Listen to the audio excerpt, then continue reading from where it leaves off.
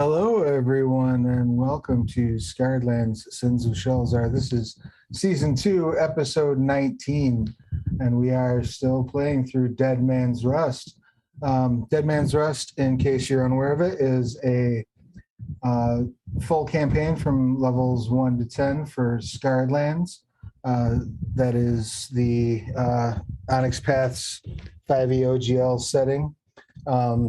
This campaign is very dear to my heart. I was a developer on it. It's been a lot of fun to work on, a lot of fun to run, and it's getting the Kickstarter update just went out today that we're getting close to like locking down shipping information, things along those lines. So you definitely want to head over to BackerKit if you haven't yet done so, and pre-order Scarredlands Dead Man's Rust. Or if you already did pre-order it, make sure that they've got the right shipping information so you can get your books when they ship very, very soon. When last we met, prior to Onyx Path Con, everyone had been inside the city of Livid Hotel. You'd made it in. You were doing some recon, trying to figure out if Lucian Dane was going to be involved in this alleged, supposed event that was going to be taking place at one of the Colosseums. You're trying to see if he's going to be present there, if that might be an opportunity for you to sneak into his domicile. While you were doing recon, Ithrin wound up underground, saved once again underground by people who wanted a ride somewhere. It seems to be an ongoing theme for Ithrin. You did manage to save the wretched colony and get them at least out of the immediate threat range of Glivid Hotel, sending them down into the tunnels, and may the gods have mercy on their souls. After that, you're planning on heading back to the inn to take a short rest. Is that accurate? Am I remembering things properly? Yep. Cool. So, that being said, I guess what's your plan? You're gonna just do the 1 hour short rest, right? I think it's all we needed, right? Right. Are you going to try to reach out to anyone during that time, or are you going to just chill out? Or what's your plan as soon as the rest is over? I cannot think of anyone that Ithrin would want to reach out to right now. As far as when our rest is over, I'm not sure what we should be doing. Like, because it's been a while. What's the next step of the plan? At nightfall, do I have a note? Tarnia is gonna meet us, I believe, to get us inside the tower, if I'm not mistaken. Yes, Tarnia is supposed to meet you at nightfall, but you do have some time between now and then, including trying to, if you wanted to actually go scope out the events that are happening today at the arena. Or you can take a long rest, wait for Tarnia to get there and be nice and rested up when the time comes. It's up to you. I would like to have full spell slots, so I'm going to do the long rest. Okay. Yeah, go ahead and everyone go ahead and take a long rest. Sure enough, as the sun sets, there's a knock at your door. Tarnia is there.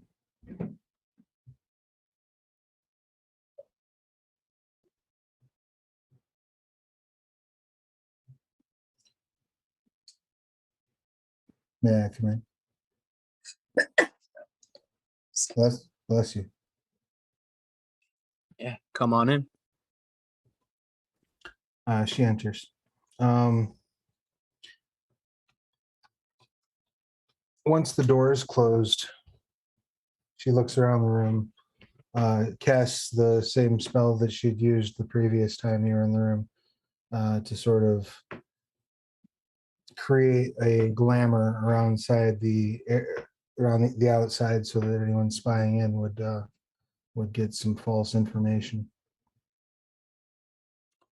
And she produces from a pouch wrapped up in like a silk, like a kerchief. She produces what looks like a brooch. It's like a skull motif with snake wrapped around it and bat wings.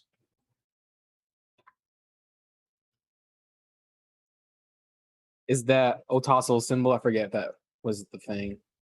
I It is recognize not, that. it is not Otasel's symbol, though. It does share some symbology with it. Can I do a check to see if I know what it is? Sure, you can make a Arcana or a History, whichever you prefer. Okay. Nope, don't know what it is. All right, yeah, no. She says this brooch is one of the magical pass keys that allows access to areas of Lucian Dane's sanctum. Only his most trusted associates, advisors, and employees are privy to them. I've managed to acquire this through some illicit means, and it theoretically can't be traced back to me. So this will allow you access to basic security measures. I don't believe it unlocks any of the doors, but as long as you're displaying it, some of the passive security should ignore you.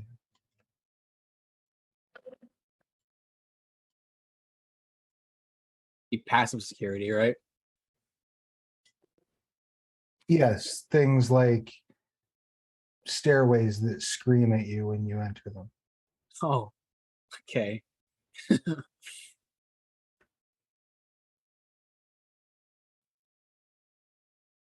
Anything else we should know?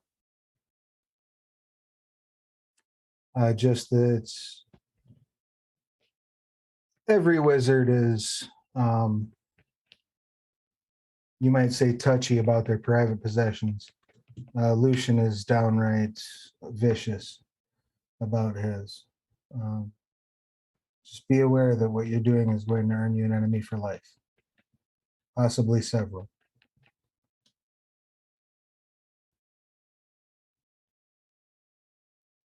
Just as a to touch a base, we're all looking for one cure for the rust. That tree, right, Ithrin? Yeah, if we can find it. And I'm looking for a specific scroll that I believe is in his library, if I'm not mistaken, Travis? That is correct. Okay. Anything else we're missing on the list?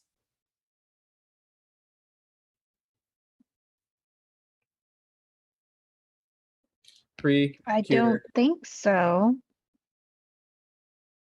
Cure scroll. Okay.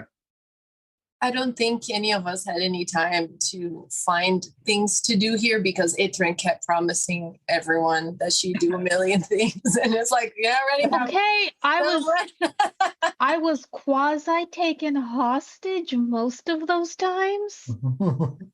How's like an Itrin problem? So mean. Did you get hostage? So garden and hostage in library sound like the two main things to look for, right? Presumably the cure for the rust is going to be in the library or perhaps related to the garden. Right. You were specifically told by the Hollow Knights that you need the ritual notes, the components, the the materia that Lucian Dane used in the creation of Legionnaire's Rust. As much of it as possible. The more components you have of that original true ritual, the easier it will be to unlock the mystical key that's preventing it from being treated. So, library to figure out what was used in the ritual, try to collect things. There's a scroll I'm looking for to Yeah. break my pact. And then garden for that tree. But I can't remember what the tree's for again. Is it like a portal thing? No, it was well, it could be a portal thing. But it was essentially like a dryad either was dying or had become undead because our new best friend had like stolen her tree and transplanted it to his sanctum. Right, so she became a sundered woman, a dryad. Yeah. Tree. And I think she said that if we couldn't save her, to destroy her, right? Destroy the tree, yeah. So she can stop suffering, if I'm not mistaken. That's how I remember it as well. Okay, cool. By stop suffering, they mean destroy everything when they get free.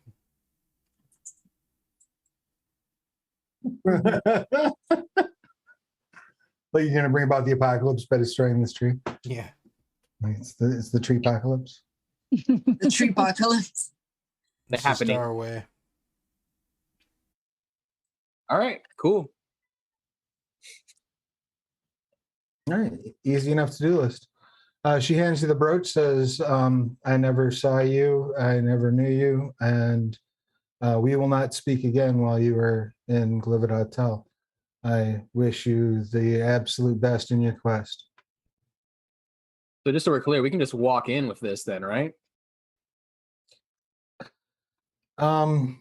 Maybe. Hey. If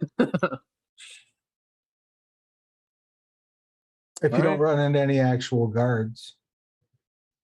If the door Okay. is not actually locked. Yes. Okay. It may fool some of the less intelligent undead that work there as well. I don't know. I've not had the occasion to have many deep conversations with the skeletal servants at Lucian's estate.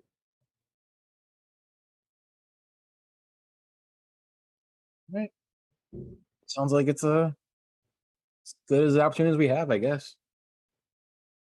Good luck. She takes off.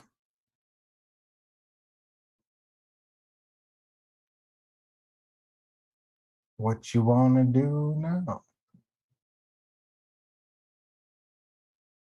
What scrolls did we get? Corey did. Oh, Corey did ask that in the chat. I forget what we got. We got like Pass Without Trace, right? Yeah, I think know that was that one. we got the Pass Without Trace. That was definitely... I think we got one or two other ones. I did not. I don't think we down. could I afford looked. it. I don't think we could afford anything. I think we I got did like not one cheap scroll. write down any. Yeah, because we scrolls. couldn't get Arcane 9 because we figured we might get in trouble for that. So watch the It was fight. just silly expensive. Yeah. And I believe I we think just got Pass Without Trace. We might have gotten Clairvoyance. Yeah, because I thought you were scouting out Yeah. the arena so that you could go back and look at it later with clairvoyance. yeah. What time is Lucian supposed to be at the arena? The arena events should have started just before sundown. So the arena, like the fanfare of the day, is probably going on right now. He would be a headlining fight, so probably not until closer to midnight would he be actually like All right. stepping out. Go But lurk at the arena until we see sign of Lucian Dane. yeah, you can go check it out if you want to. Or because his tower is like real far from the arena, we can just scope it out in the meantime until then. I don't know. So we don't have to like run all the way back there. I don't know. What y'all thinking? Well, Ithrin's doing a long rest, so I don't know that I can meaningfully contribute to this because she's napping. Well, I mean, the long rest is like you have the long rest. Tarnia shows up. Now you're having the conversation about what to do. So Oh, the okay. arena shit started already. Yeah. It's in process. It's early shows right now. So right now it's like court jesters and skeletons, acting out plays and things like that. But Gross. yeah, they have an undead retelling of the exile from Hollowfaust every week. It's compelling. I don't like that passion play.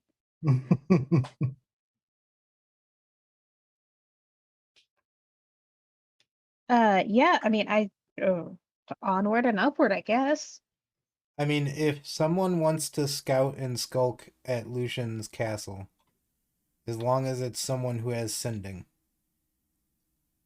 I believe. It might make sense for someone to watch for him to leave the castle, and then have the main group of us at the arena. I do have a sending tattoo, and we also have those Right. rings, but that's only for a short distance communication, if I'm not mistaken. Right. So you have a couple of means of communicating. Yeah. So I can sneak. I'm Yep. less likely to get caught, so I can be at the tower, and you guys could be scoping the Coliseum. Yeah. Let's just avoid wandering into sewers. Yeah. You're muted, Rachel. No, I was just gesticulating. I wasn't saying anything. Oh. All right. I guess I'll scope out the tower for a bit, and y'all can be at the Coliseum. And the rest of you are going to, okay, so the rest of you are all going to go to the Coliseum.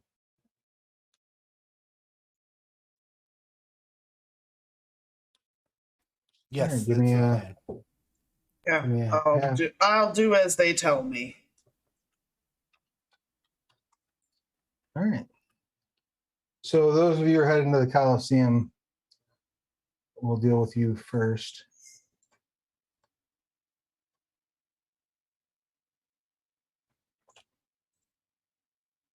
You arrive at the Coliseum.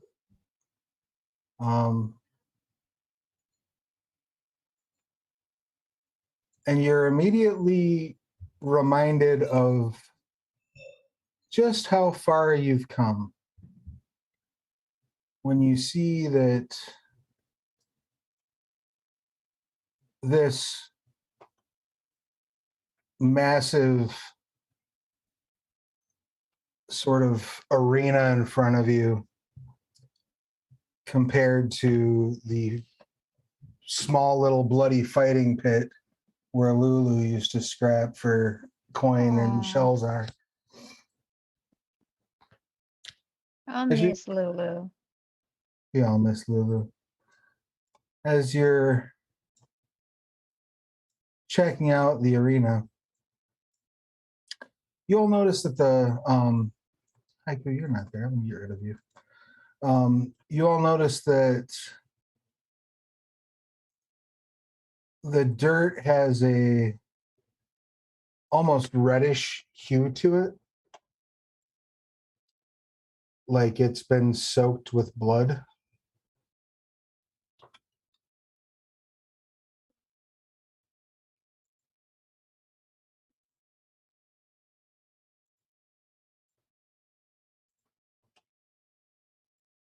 the place is largely full at this point.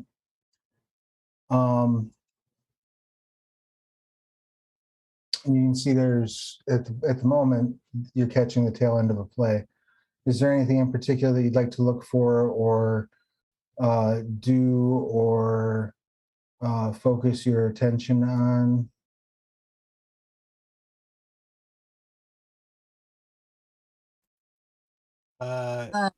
Trying to listen for anyone to say Lucian or Dane,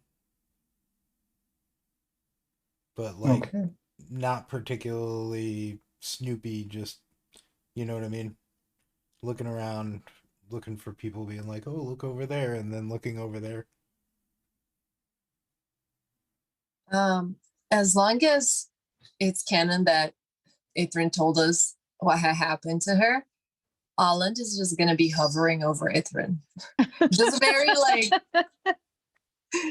nonchalant, but just like kind of just quietly standing behind her wherever she goes. Like, it's not a big deal, okay? I'm not worried or anything. All right. Why don't each one of you go ahead and give me a perception, if you don't mind. This map is so cool, by the way. Yeah, it's pretty dope. That's a map that was drawn for me by Jack Badashki, who also does all the maps for, if you're familiar with Beetle and Grimm's Platinum D&D boxes. Jack does all the maps for those. Oh, sick. Yeah, he's a really good map artist. Ooh, child, 19. I noticed. 23. I got a 5, so I'll just be over here being quiet.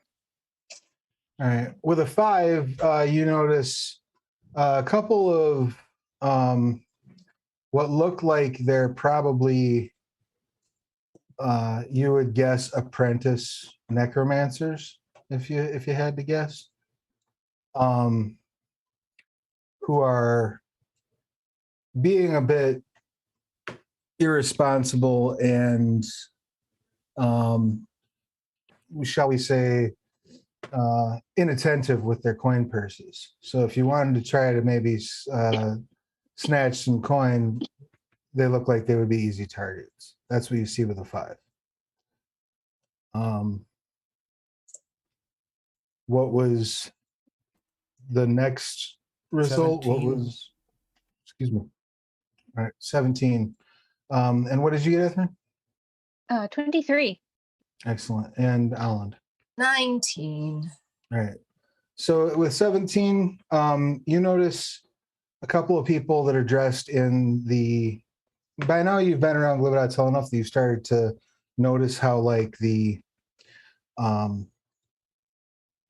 decorations or the patterns on people's various clothing maybe like might delineate some sort of a rank or some sort of level of training among their necromancy studies.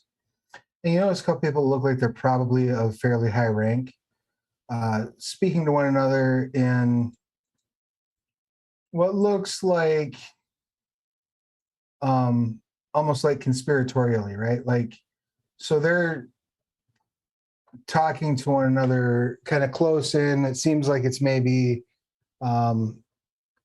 it's personal, but not emotionally heated, or they're trying to make it look like it's casual, but you can't quite make out what they're saying. With the 23, was it? Mm-hmm. Catherine? You can definitely see that they're like, you can make out not so much hearing specifically, but you can kind of make out with lip movements, like some discussion about Lucian, some discussion about the show, some discussion about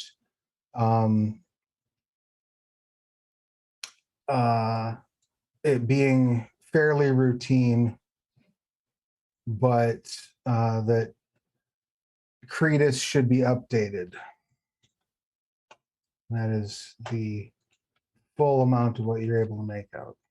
Are you going to try to boost that poor feller's coin purse there, Charlie, or are you going to remain honest and virtuous? Can I cast Filch? Oh, you absolutely can cast Filch. Yeah, I'll do that. Yoink, you yoink 30 gold. Nice.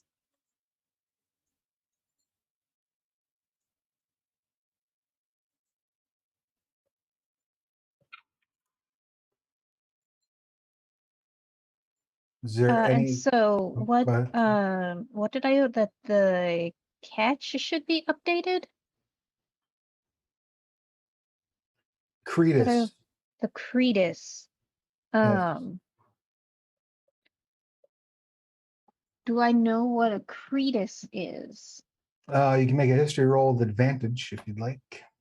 I will. That's a 2. And that's a 13. Cretus is the king of Liveratal. Okay. Are they gonna tattle to the king about this guy?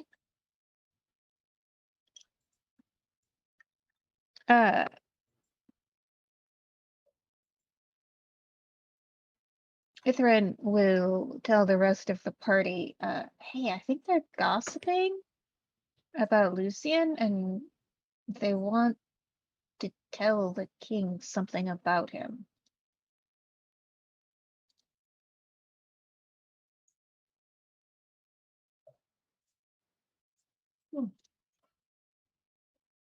I wonder what. Indeed.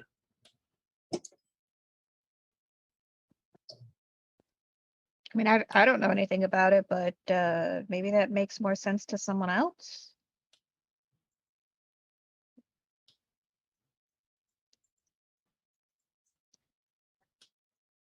You see the two men sort of go their separate ways.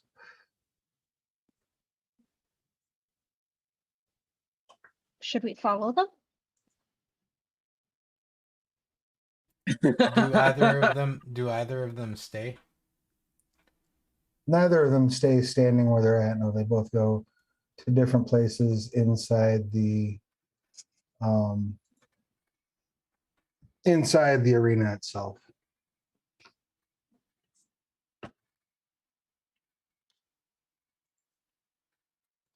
Wait Like, around Ithran longer for obviously- our cue.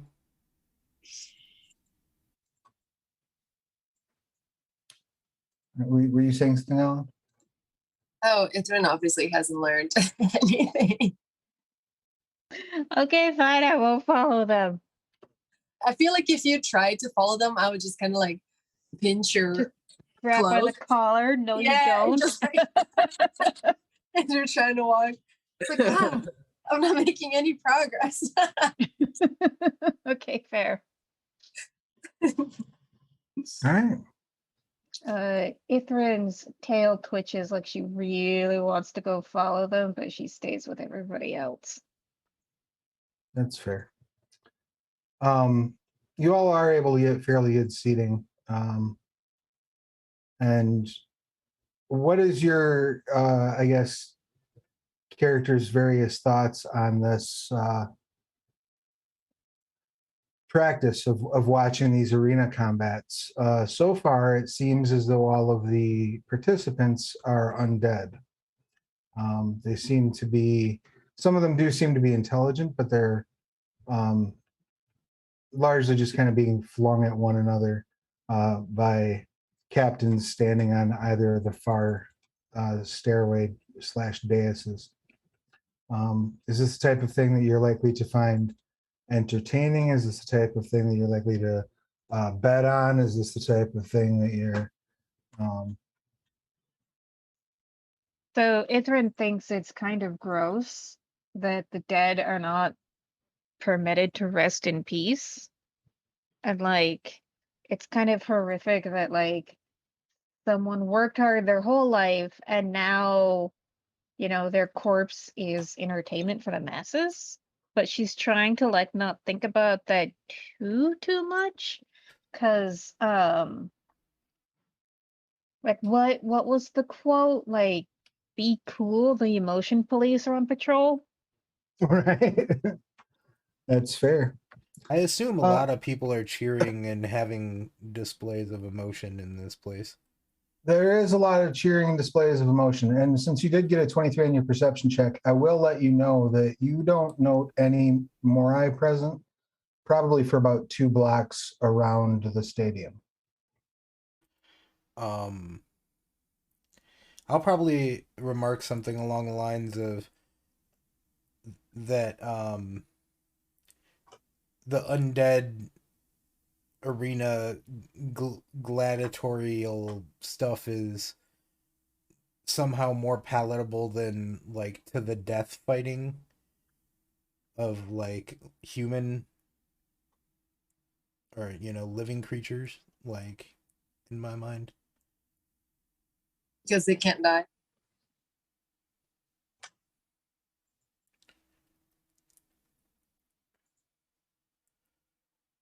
I mean, Ithrin's not a fan of that either. Like, pit fights are one thing, but you can crawl out of a pit fight.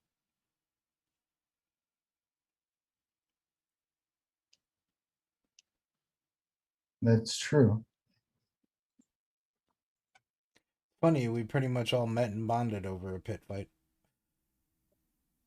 Yeah. Also true. So as you're sitting there sort of sharing your fond memories of pit fighting and bonding, are you across town? What precautions, if any, are you taking as you approach Lucian's tower? I'm gonna do the same thing that I believe it was me and Ithrin or me and Charlie did. I think it was me and Ithrin did when we were first scoping out the place. And just keep my distance and just kind of watch it from afar. I'm probably gonna just like do a little stealth like laps around, just so I can get like a perimeter thing going on. Kind of bob and weave in between buildings so I don't look like so suspicious. Like they don't see me constantly just like around the block, Okay. Give me half a second. I'm having a bit of a technical difficulty with the map. But while I am resolving that technical difficulty, why don't you give me a D20 roll, please? A stealth one or just a D20? Actually, yeah, let's do a stealth check. Okay. So it's gonna be a 20. Okay, excellent. Go ahead and roll a D4 for me if you don't mind. A D4. 1. All right. As you're walking along, you see 4 like they look like skeletons, but as if their skeletal structure has been like further reinforced, possibly with the addition of like mass from additional beings. And they're wearing plate mail and carrying swords that appear to also be crafted from bone. Are they just watching the door of the tower, or? Well, you see them walking a patrol or on the outside. However, you do as well see there's one sort of stairway at the south side of the building that also has 2 of them positioned standing there. Also, just as an aside, who would have been carrying the brooch? That's up to y'all. I'm Who would guessing you want? you. Okay. As long as everyone's cool with that. I just wanted to make sure. I wanted to establish that just in case. It also makes sense since you're around there. Okay, cool. So there's a stairway in the south. 2 of those bone guards are guarding that stairway. Along with, you said 2 patrolling also, right? There's 4 like walking the perimeter. 4 walking the perimeter. Okay.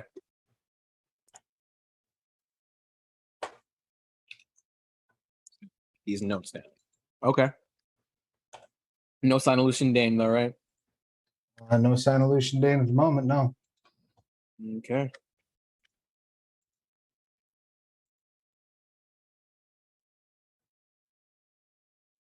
All right. I guess we'll just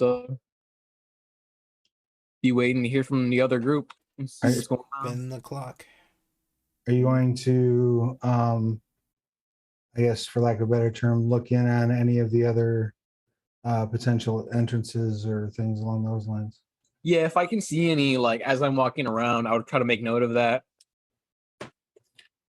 Sure. Why don't you give me, well, you won't even need to give me a perception check necessarily. As you're walking along, you do see there is an entry on the eastern side of the building with a locked door. You can clearly see there's like a ornate handle with a locking mechanism on it. The door does look old and well used and has marks sort of dug into the ground from its repeated opening and closing. That's on the eastern side. On the western side is another door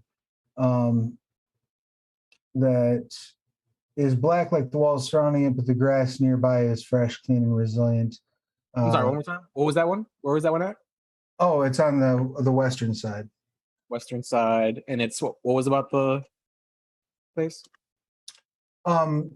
It's basically almost like you almost miss it when you walk by it. It's basically like the same color as the wall, but the grass around it seems to be more alive and more well kept, and just like there's some attention paid to extra attention paid to landscaping right in that particular area. Okay.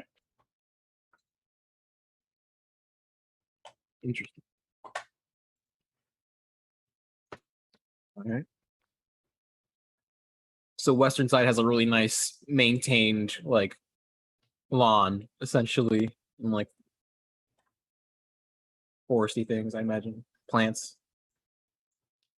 Yeah, almost like if you'd imagine like well,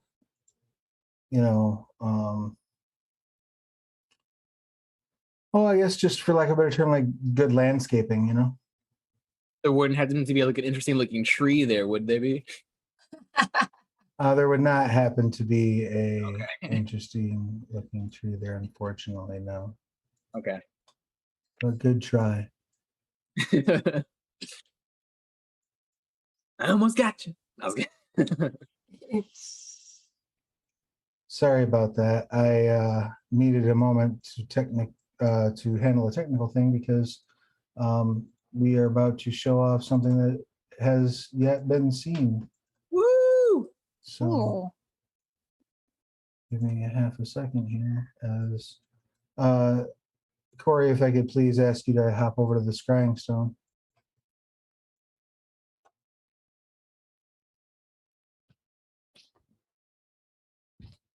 This is the outside perimeter of what you see at Lucian Dane's.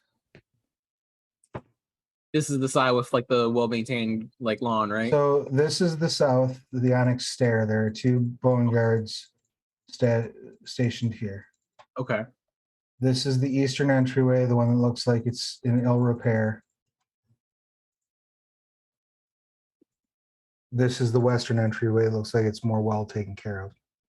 Okay. This basically is just like a frontage road that goes through the property. All the grass is maintained, but it looks like this, like by that door, like there's some aesthetic, there's some attempt to be aesthetic there. Like that's where you bring the nice visitors, maybe. In the south or the front? The western. The front looks like like the official. Like this is where people come for business. This is where Lucian's friends probably show up. Okay. And this is probably where the help comes in and out. Would be like your basic guess. Can you move my vision bubble to cover that western door? Yeah, or are you on like a dark vision? Yeah, Yeah. sorry. I'll plop you dead center. Look at that.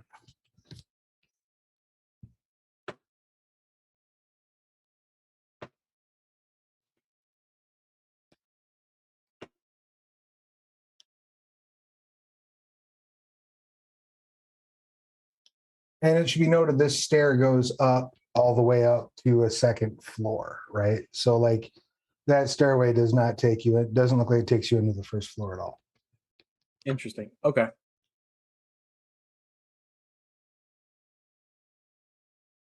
So we said like the western one's probably where like guests come in. The busted looking one is where like the help would probably come in. Front's obviously business. You said the south was what again? The south is the south is the front. The south is the front. And so what was the north? Big ass back of a skull. Oh, the back of the skull. Okay. Right, the top of the building is just a big old skull. From as far as you can tell from where you're down there, give me a perception check. Perception. Okay. Yeah. 20, not natural. Okay, you can see a lip. You can see a lip like the back of the, like maybe there's a balcony or something up there, or like an infinity pool or something like that kind of looking thing. Like it definitely lips off. It's not like it doesn't go round up like a skull would. You can see there's a definite lip. You just can't see what's up there unless you can get some height. All right. And that's essentially the back, right? Essentially. Okay. Property south facing. Okay. And the busted looking entrance though has a lock on it, I seen, right? Yes, they both of the entrances have a relatively fancy looking door handle with a lock on it. Okay. The door on the eastern side looks like it's in worse shape. Like maybe it hasn't been kept up as well. Okay. Easier to bake in, probably. Okay. But loud, because that door is heavy as fuck and it drags. Okay.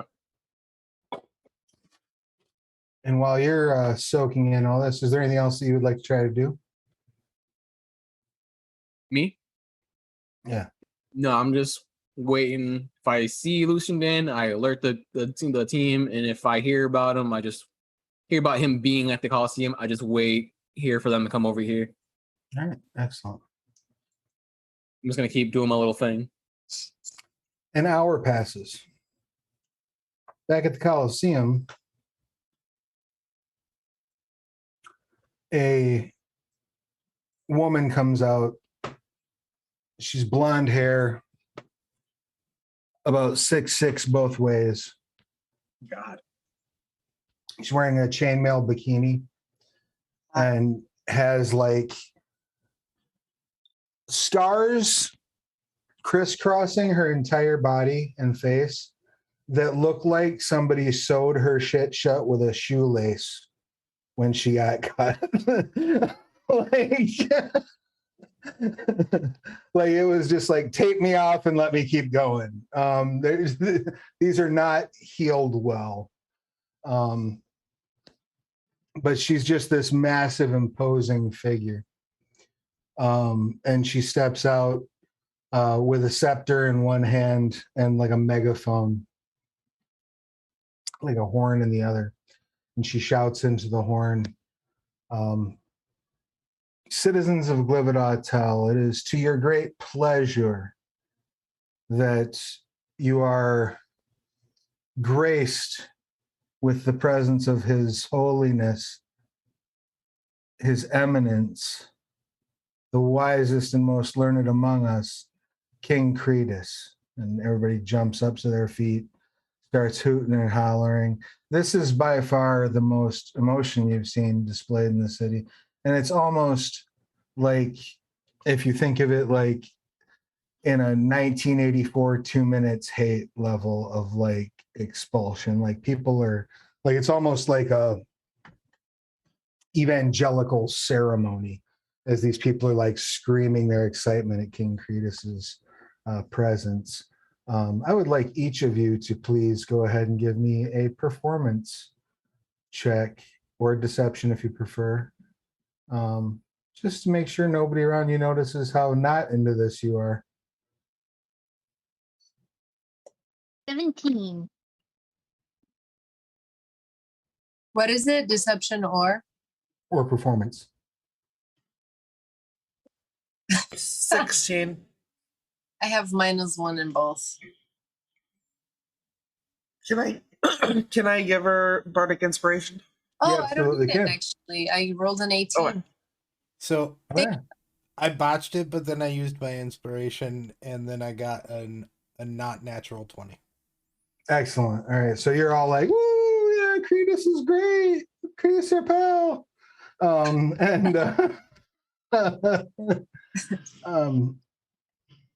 Cretus comes walking out, and as he does,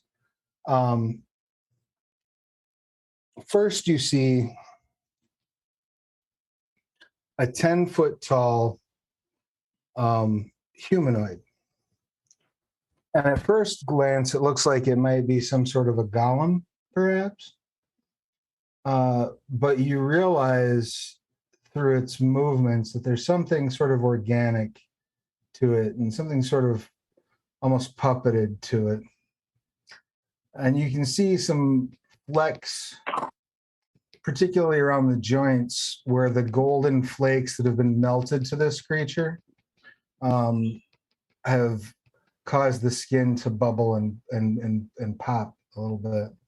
This appears to be some sort of undead gestalt construct that was gilded in gold. And it steps out onto the battlefield.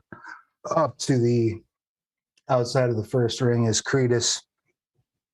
The guy looks like he's about 170, hunched over and using a very, very thick walking cane. Very slowly makes his way to the top and says in a voice that's barely above a whisper, yet everyone in the stadium can hear clearly. He says, I was told I was to face Lucian Dane on the field of battle this fine evening. Where is my challenger? Across the arena, two jousters come riding forth from the opposite side? Or at first you think there may be knights prepared for a joust. When it occurs to you on closer examination, the horses are not alive, nor are there riders. It appears as though someone has surgically connected the upper half of a ghoul or a zombie to an animated horse. I disapprove of this so hard. You then realize the weapons that it carries are not, in fact, carried, but are made of it as well. A buckler on one arm that appears to be formed strictly of bone, and rather than having an arm on the other side, just the forearm sharpened and lengthened into a long lance. And two of these creatures ride up to the other side and meet the circle. And you see a woman you recognize in a state of decay as Tagora, Lucian's apprentice. And she speaks, also in a voice barely above a whisper, but also audible to all present. And she says, it is with my humblest and deepest regrets that I inform, sir, that Lucian Dane is away from the city on a matter of dire import for your conquest in the Gleaming Valley.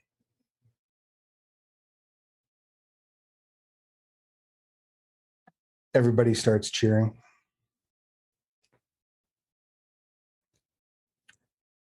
Cretus waves a hand, and at the beginning of the flick of his wrist, the audience silences.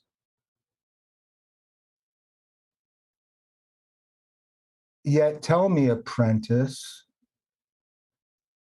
the people of our city, our beloved and valued subjects, have gathered to witness the necrocraft of masters.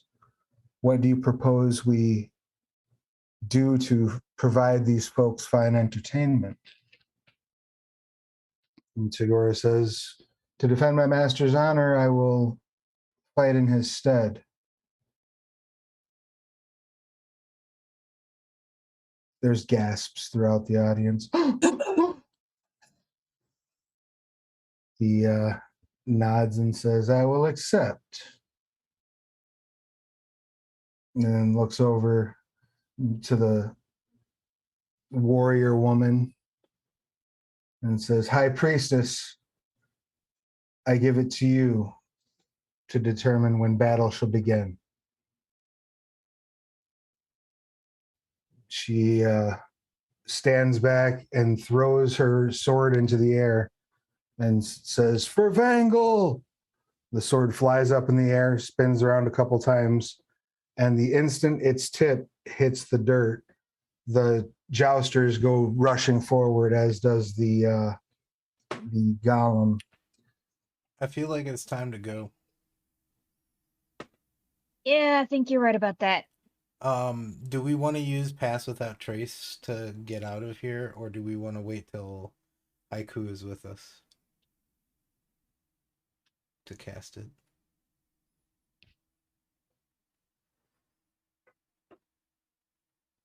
Is there any way we can get a message to Haiku? Let Yeah. me check my. We have Yeah. sending. Multiple people have it. We also have the Rings of the Pack.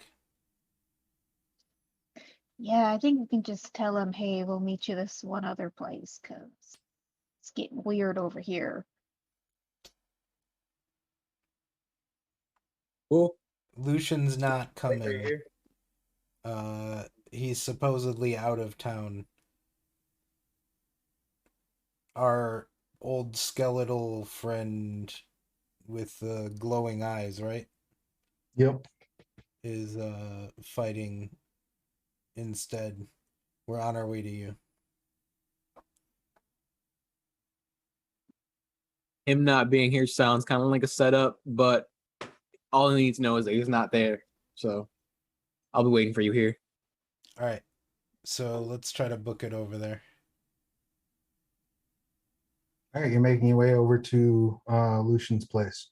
Yeah. Are you taking any sort of precautions to get there without notice? I mean, we probably shouldn't walk like we're in a group. Like, we should probably, like, split up, like, ones and twos, like, 10 yards apart. Well, we do have the Pass Without Trace scroll. I feel like we could save that. Yeah, I don't It think lasts we should for an hour. But how far is Lucian Dane's tower from the Coliseum? 10 minutes if you're hurry. Oh, okay.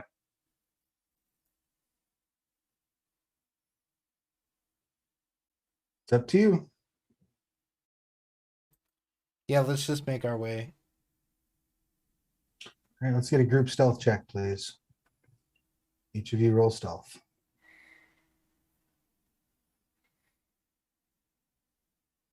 Nat 20. Yeah. Nice, Charlie. 15. I got Excellent. a 5. I have a Wonderful. +6 if that matters. Okay. Dang.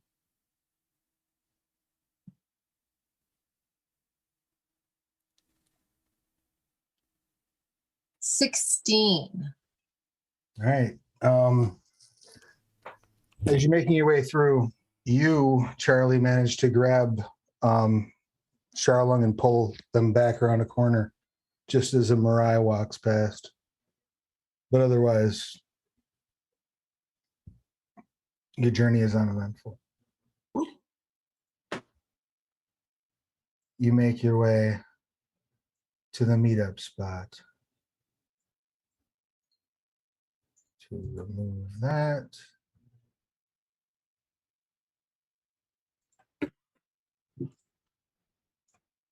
And you can feel free to position yourselves where you would like to be.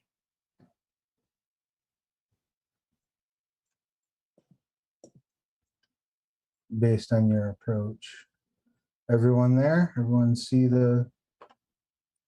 I don't see the map. I just see black squares and like green around us. And I've been trying to like reload.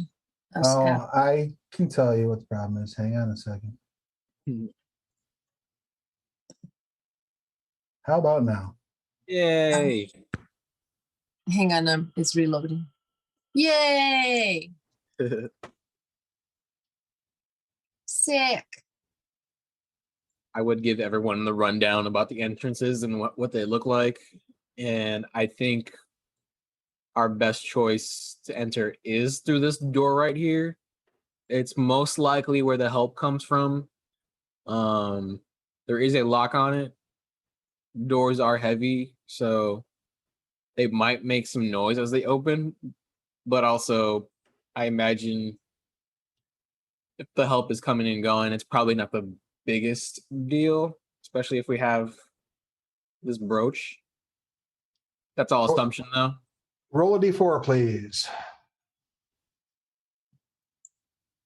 Everyone? 2.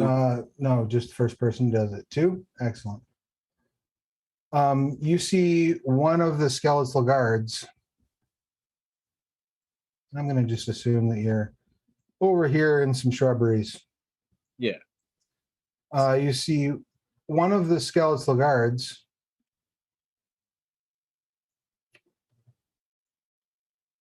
along with 4 whites.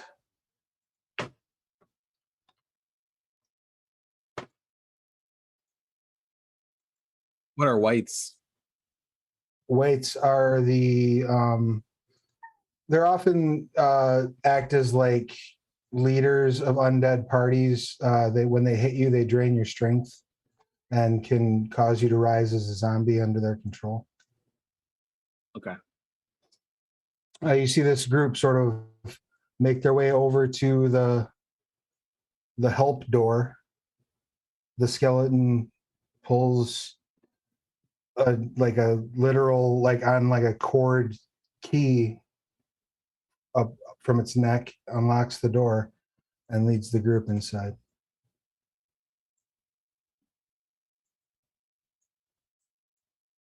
Is that door still open? It is slowly swinging shut behind them. I think now's our chance. If you want to use that trace right now, too. It requires concentration, so Ithrin, can you cast it for us? Yeah. Or do you have another concentration spell that you plan on using? I don't. I've got enough non-concentration spells that I can take this one. Cool. So every creature you choose within 30 feet of you has a +10 bonus to stealth and can't be tracked except by magical means. Okay. And we leave behind no tracks or traces of our passage. So do that, sneak in the door quick, like bunnies. Yeah. I'll use my aggressive to get to the door real quick because the whites are enemies, right? Yes. You're not going to be able to do that quietly, though. How far is that? Hold on, let's see. Like aggressive is like you're like and run like that.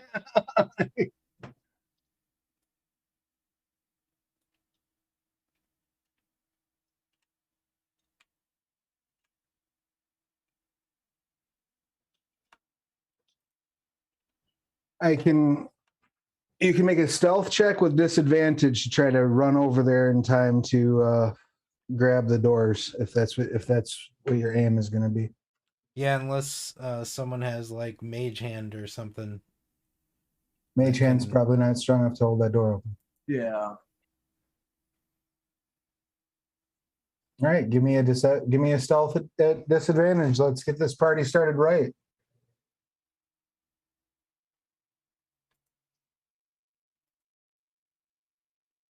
I automatically roll with advantage, so it's just a straight roll for me, right? Are you gonna run over and try to catch the door? Oh, just for This is Charlotte. just to run up and catch the door. If Charlotte, you as have- far as I know, is the only- If you is have doing the it. advantage on the stealth and you see the opportunity, go for it. But I'm not very strong though. I can't keep that door open most likely.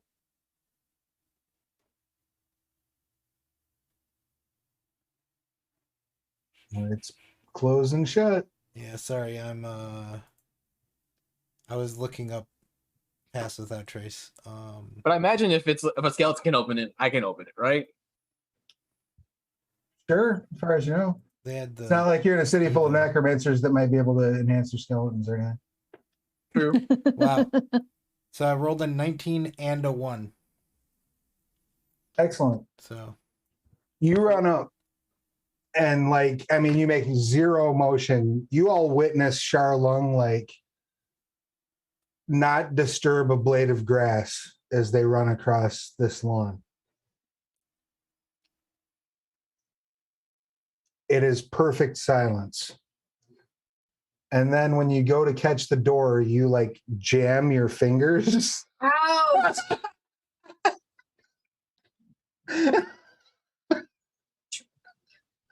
And let out a yelp of pain. That can be good. So What do you think? that's a paddling. And an initiative roll.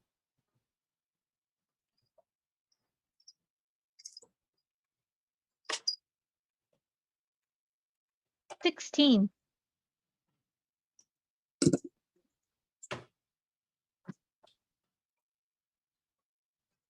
Sorry about that. What are you rolling? 5. Initiative. Initiative? Alan got a 5. I got a 5. All right. 16. IQ's on a 16. Charlie? 18. 4.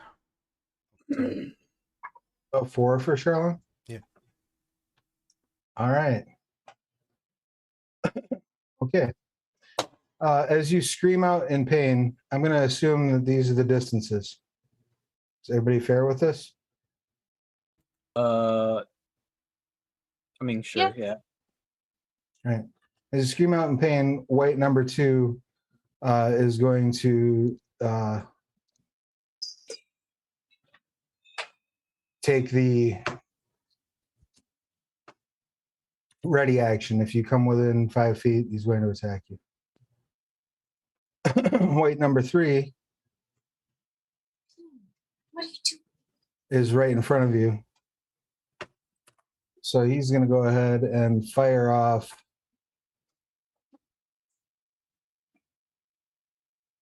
a multi-attack, making a long sword attack and a life drain attack.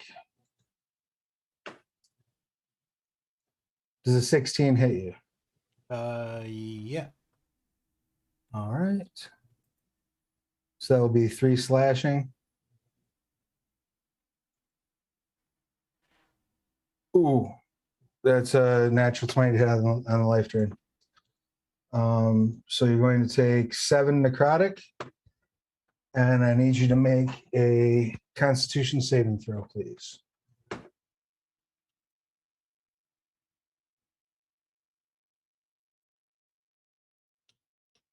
It would be a 23. Excellent. You do not have your hit point maximum reduced by that strength drain, as it slices you and grabs a hold of you, and you feel like life energy being siphoned from you. That brings us to Charlie. What would you like to do, Charlie?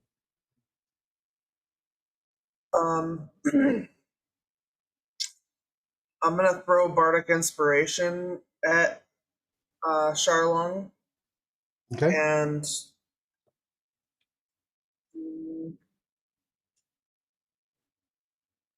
can I hold the rest of my action?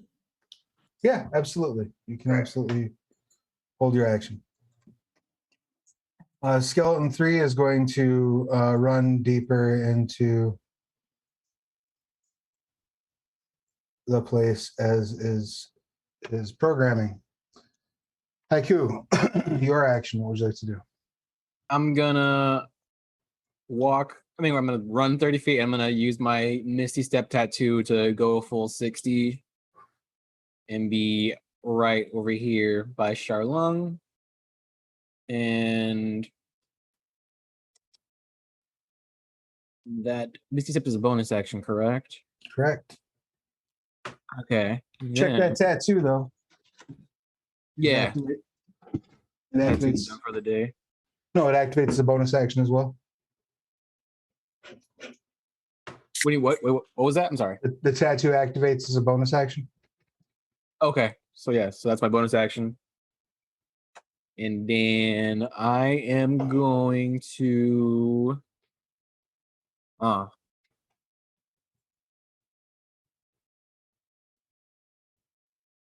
I gonna do? I'll just throw an Eldritch Blast. Or I guess two of them, right? I have two at this point. Yeah, count two at right 3 and 4 if I can see them. Oh yeah. Cool. So first one, it's gonna be 25 to hit. That will absolutely hit.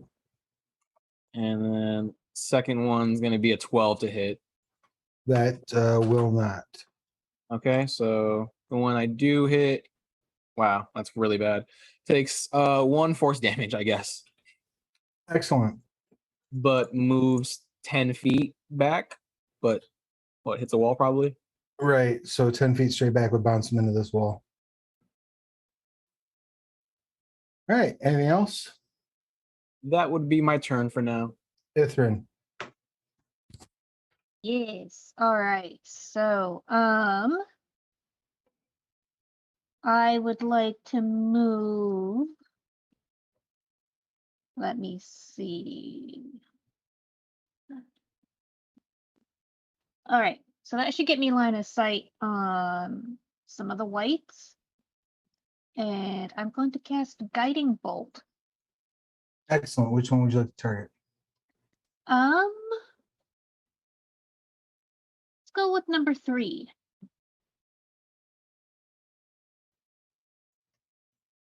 All right. Oh, that's a 26. That will absolutely hit. Yay. 14 damage. Excellent. And the next attack against them has advantage, correct? Guiding bolt, yeah. All right. Anything else? Yes. Nope, that's my turn. Excellent. Skeleton 2 is not actually involved in this conflict yet. White number 1 is going to hold his action. If any of you step within 5 feet, he's going to attack. Skeleton 1 is not in this conflict. Alland, it is your action. What would you like to do? I'm gonna run. These are 5-foot squares, right? Yes. So I can run to here and still take an action. Hang on. Because the door is like right in front of them, right? So I'll run right there. And can I take an action? Yeah, you've got 30 feet, right? Okay, I'm gonna crossbow the white. White 3. The one that has the guiding bolt on it. Okay. Go ahead and attack with advantage.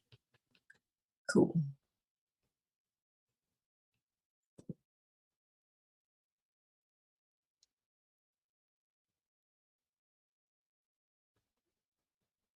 First attack is 24. I don't think any. Yeah, try again. You might get a crit. 17, so 24. All right, go ahead and roll your damage.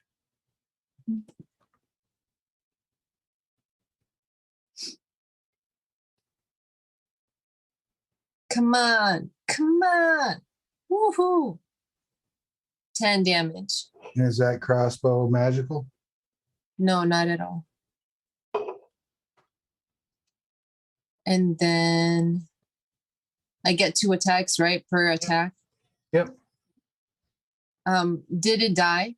No, not even close. Okay, cool. Then I'll attack it again. That one probably misses. 10. That does miss. Goes wide. Okay. All right. Charlone. Oh, hang on. What? Oh, hang on. There's better ranger. What? How much does it take for it to hit? Its armor class is 14. Oh, because what did I get? A 5? So that was like a 10? You want to spend a superiority die or Yeah. that bardic inspiration? Yeah. Oh no, Charlone has it. No, you can I'll spend a purity die to use precision attack. Okay, so you get to roll that die and add it? Yeah. All right. Good luck. It's a D8. Hang on.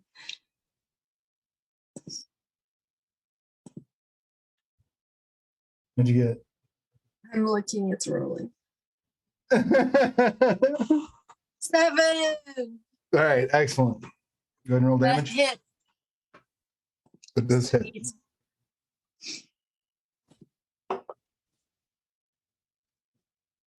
Come on. 11 damage.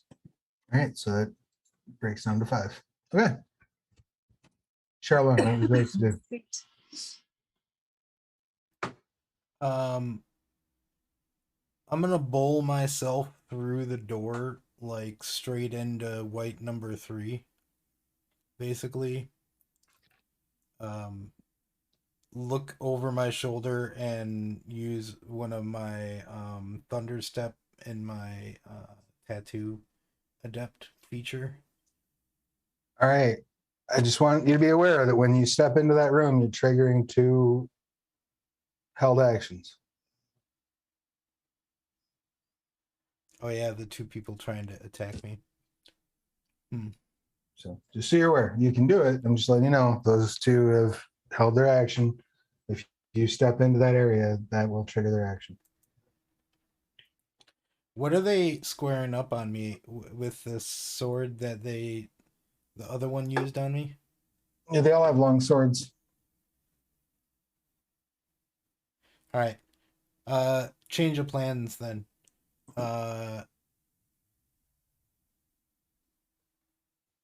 Haiku, would you prefer hasted or invisible? Pasted. I'll twin haste on Haiku and myself. Okay. That makes me faster and take more actions, right? You get an additional action each turn. And you have, hold on, +2 bonus to AC, advantage on dex saving throws, an additional action on each of your turn that can only be used to attack, dash, disengage, hide, or use an object. Okay. Cool. Is that my turn then? No, that brings us to wait, 4. Who's the other one who's close So can I enough to push actually- the door further open? I mean, it's pretty much wide open at this point. Okay. Did you have any other action you wanted to take now that you're hasted and all that stuff? Otherwise, the other white that's nearby gets tagged.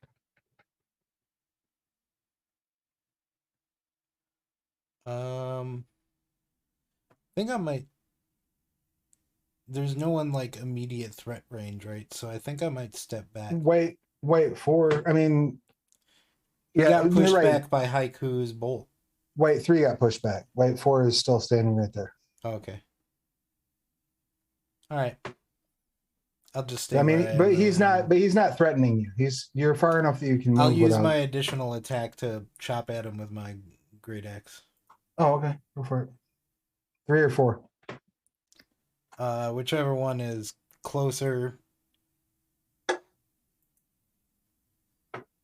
mean, 3 is more messed up. They're That about sounds good. equidistant. Does a 15 hit? It does. For 12 damage. Is that magical? No. Excellent. Wait 4 will return the favor, stepping into you to hand you the same multi-attack routine. So we got I'd like to Hello? cast Hand Cramp as a reaction. excellent. He drops his sword. Wait, well, they have to do a strength saving throw to see if they drop their sword. Okay. Hold on.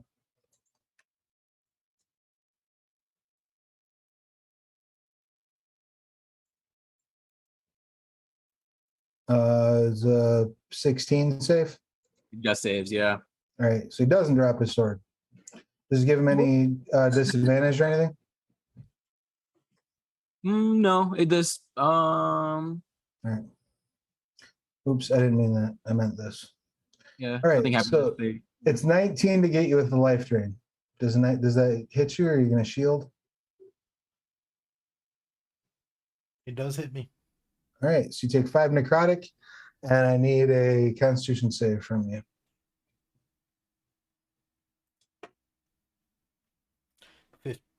14.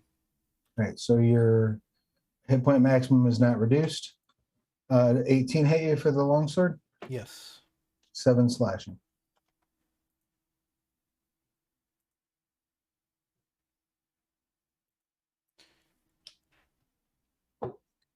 I'm not That built to brings- take this many hits. Just throwing that out there. That brings us to the top of round 2. Wait 2 is going to hold his action. If anyone comes within 5 feet, he's going to attack. Wait 3. Was I able to take my held action before we started the round? If you would like to use it at the end of the round, you're welcome to. Okay, sorry. I was trying to hit unmute, but me and the unmute and mute button are not friends tonight. Apparently, it only kind of works. That's fine. All right, then I'm gonna move to here. Okay, and then I am going to. Is Charlene the only one who's been hit? As far as I know, yes. And I've taken about 20 points of damage. All right, then I'm gonna cast level 2 healing word. Okay. Oh Lord, it did a thing. 7 hit points. I'll never do that again. That was awful. Okay. Sorry. Well, did the virtual? It rolled it on the screen. It scared the piss out of me. All right. All right. So you've healed your 7. Now we go back to wait 2, holding the action. Wait 3 is going to lunge forward at Charlung with another multi-attack routine. This white does not like you very much. I'll hand cramp that one for the longsword attack. All right. You make the save to see if they fling their sword wide. My DC is 15. They got a 17. They do not fling their sword wide, but they miss horribly with both attacks. It's embarrassing for them, actually. It's actually a con save. Is it? Oh, Oh, wait, no. Hold on. Causing them to make a strength saving throw on a failure. Oh, if they're casting a spell, they must make a con save. Okay. right, because you interrupt their concentration. Yep. Speaking of okay. concentration. Yes. Yeah. So, are you hitting me? No, they miss with both. All right. That brings us to Charlie. Charlie. Um. They're in a nice line here. Yeah, They're whichever lined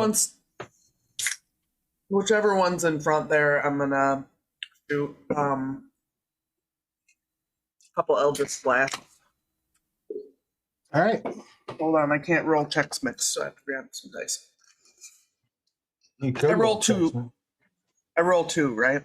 Yeah, you're attacking For Eldritch twice. Right? Blast. Yeah.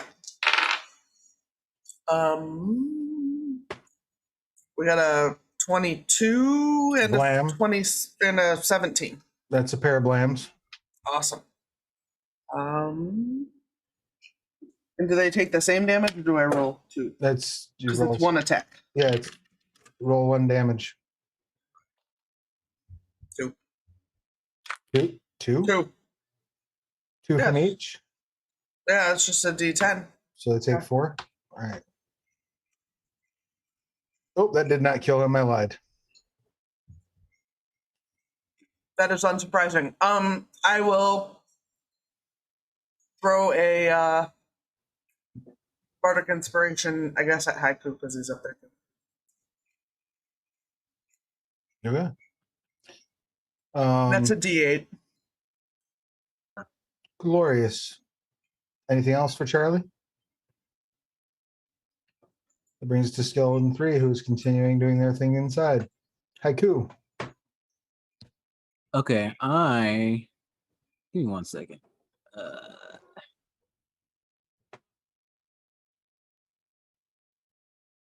All right, I am going to cast invisibility on Charlong, and then I'm gonna throw 2 Eldritch Blast at 3 is still got the advantage, right? Because of the guiding bolt. No, that's already been burned. Oh, it's gone. Okay. In that case, I am going to walk in, I guess, right in front of this guy and cast Sword Burst. So it's going to be a dex save to both of those, I imagine. Yeah, to both of those.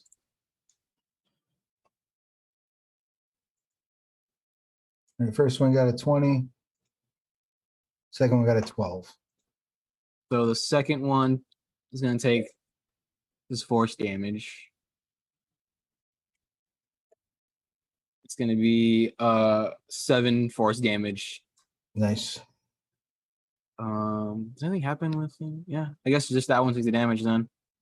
All right. And then I am going.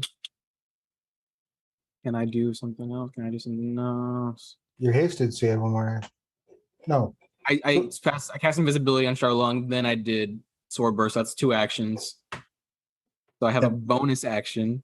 Are Yeah. those both leveled spells, by the way? Just invisibility was. Sword burst is a cantrip. Sword burst Okay. cantrip, yeah.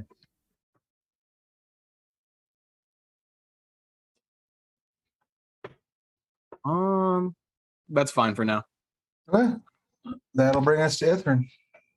Yeah, I'm gonna try and cast Eliastri's Moonbeam. Excellent. So it's a 5-foot cylinder. I'm gonna try and drop it on whites 3 and 4 while missing Haiku. Okay. And they make a what? It is a con save, DC 15. First one makes their save.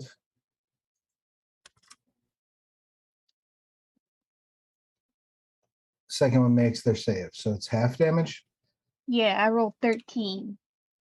right? But does it affect any different if they are undead? Only if they're shape changers. Okay. It's radiant damage. Yeah, doesn't matter with these guys. So. Okay. You said you got 13? Yes. All right. So they're both hit. Skellington 2 is not acting yet this turn. This white is now going to step in. There's a moonbeam in the way, so he's just going to hold his action and attack the first person who steps into range. Skellington 1 is not acting this turn. Alan, what do you got? I'm gonna do another crossbow thing on the ones that are closest to hurting my friends. Let me zoom in. Can I zoom in? I'm sorry, what was the last thing you said? I'm just trying to see if like I'll miss them, right? Even if the regular white and white 3. I know white 3 was gonna die, right? It's very close. I'll do him first. All right, go ahead and make your attack. No. 10. Swing and a miss. I'll do You have a another one. You have second attack, yeah. Yeah.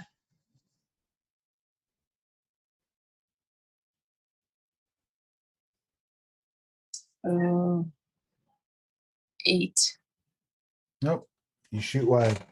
Can I use my superiority die on that first attack, or does it have to be on the last attack? You use it on the first attack, that's fine.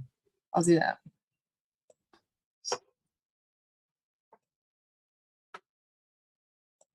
I know that like we are not even like in this place, and I'm burning all my superiority die.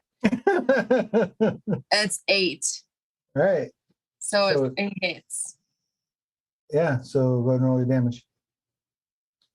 Ooh.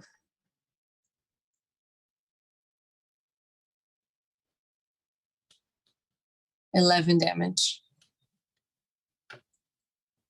Of which it takes 6. Because it doesn't take. And that drops it. One white is dead. Hmm? One white is dead. Sweet.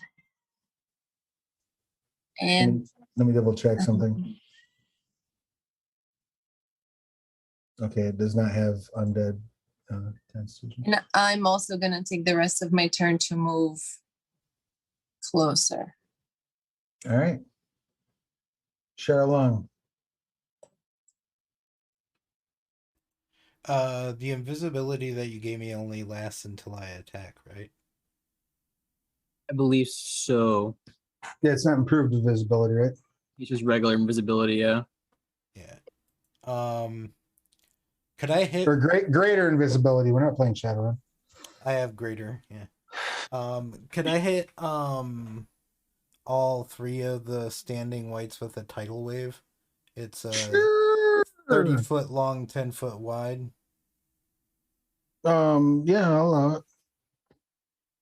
I'll allow it, as Right. Judge Mills Lane would say.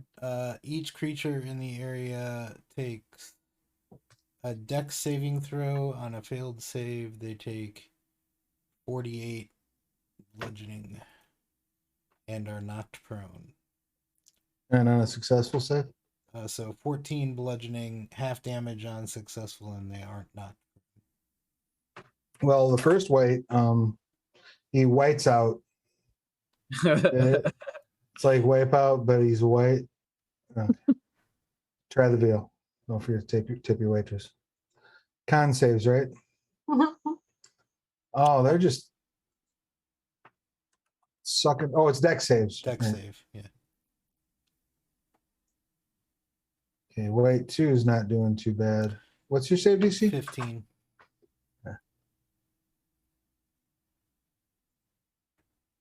Yep. All right. So white 4 and white 1 both take full, which was how much?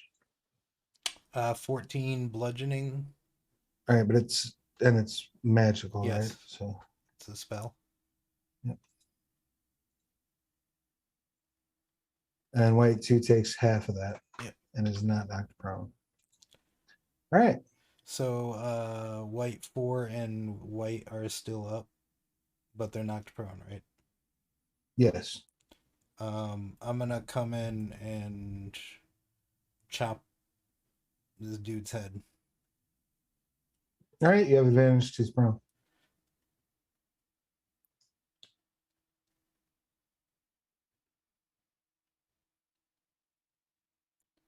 Actions.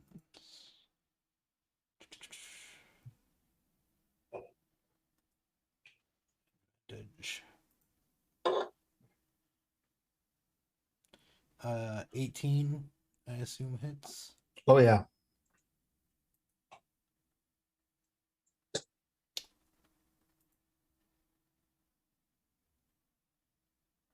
For 6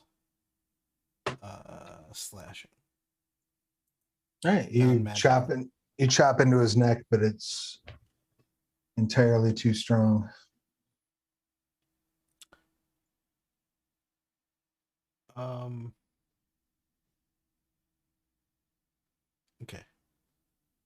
Anything else?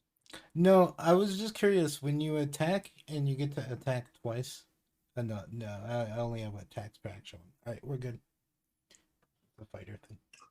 That brings us to the third round of combat. On the third round of combat, you all hear this horrendous screech, like a banshee's wail almost.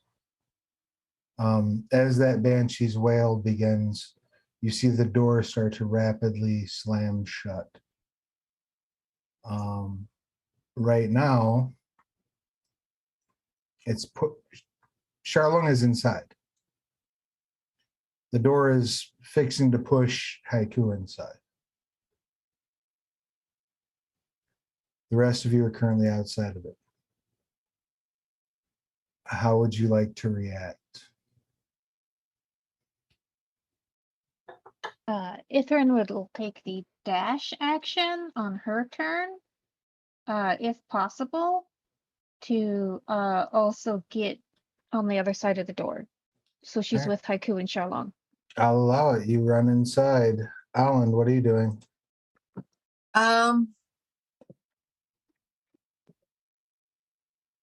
So Charlie still ways away. You could dash and make it though. Could they? Only like 30 something feet. I'm gonna. My move is 40. Yeah, Oh, Charlie. yeah. In for a penny and for a pound. I'm gonna hurry and try to get in there too. All right, you go dashing into the door. Charlie? Yeah, I'll follow. All right, you all pile up in this door. So we're going to just say that since the only person who's still on their feet and had an action ready with White too, they do get their free shot with a long sword at Alan as she runs in. I parry. That's something you can spend a No, die to you do? don't. I hand cramp it. Oh, you do? don't stop wasting your die. This is like the beginning. I know. Fine. I take the long sword, I guess. You gonna try a hand cramp? Yeah. 17 on the save. Okay, it hits.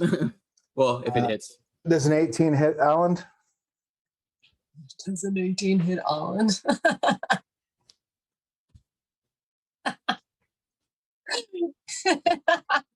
It does. Take 9 slashing, you smart ass. Oh, hi. I will say that out loud because I was gonna, and I was like, no, I got this. And then I got like a sword stuck on my trapezius muscle. like 9 damage for you. That's like nothing. It tickles you. At the beginning of the Still, a paper cut is a paper cut. You're the one with the most hit points. Take the damage, please. At the beginning of the third round, once you've all run inside this door and the door slams shut with an audible like crunch, you all see this purple energy move over the door and hear a phrase in ancient Lydian. Any of you speak ancient Lydian? Wait. Just Lydian. Yeah, I speak Lydian. Same. Something about locks or solid or crypt or sealed. No, it's bad. Words. Mm-mm. Also, at the start of the action, the White 2 is going to kick off a multi-attack at Elland. That's a natural 20 on the life drain and only a 9 to hit with the longsword. 9 doesn't hit. You take 8 necrotic, and I need you to make a Constitution saving throw, please. Boo! 8 necrotic damage. Constitution saving throw. No, roll. Fuck. 11. You may reduce your maximum hit points by 8. I'm really side-eyeing Haiku right now. That one's not me. That's all. Yeah, I did it on one. as you see the White take a swipe at Alan, Alan dodges, and then it grabs Alan's snout with its hand, and you see like a white streak appear in Alan's fur. up But it's past the eye. Human Island. Oh, Nope. right. Oh yeah, it is. Yeah. Yeah, so I guess you see a white streak appear in her hair. Another one. Another one. And that brings us to Charlie.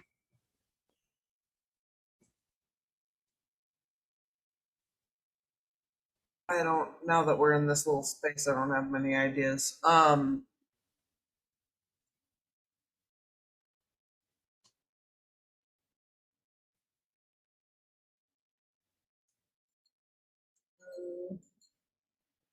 There's not really anything I can do in here. You hold, you want to try to move through. You Like, can is it possible for me to like use an Eldritch Blast or something, or is it just, I mean, sure. If you Eldritch Blast someone who's adjacent to you, you have disadvantage. Otherwise, you're fine. So you can Eldritch Blast white too, no problem. Okay, then let me do that because I can't tell who's adjacent to what. Or you could Eldritch Blast white 1 or white 4 who are both prone on the ground still. And you'd have that would cancel out your disadvantage. Except for, I believe, you have disadvantage to attack a prone target with range. Oh, right. Unless you're within 5 feet of them. Yeah. So your straight shot would be white 2. Okay, I'll just do that. All right. You firing 2 at him? Yeah.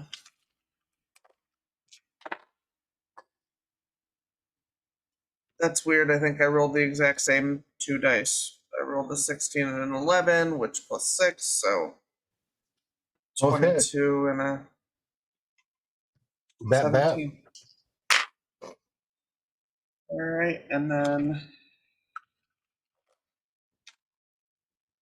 10. All right. And do you have you don't knock him back or knock him prone or anything like that, right? You don't have anything fancy in your Eldritch Blast? No, it's just force damage. All right. Skellington 3 is continuing his work. So I need you to roll a d4 for me, please, Haiku. 3. Excellent.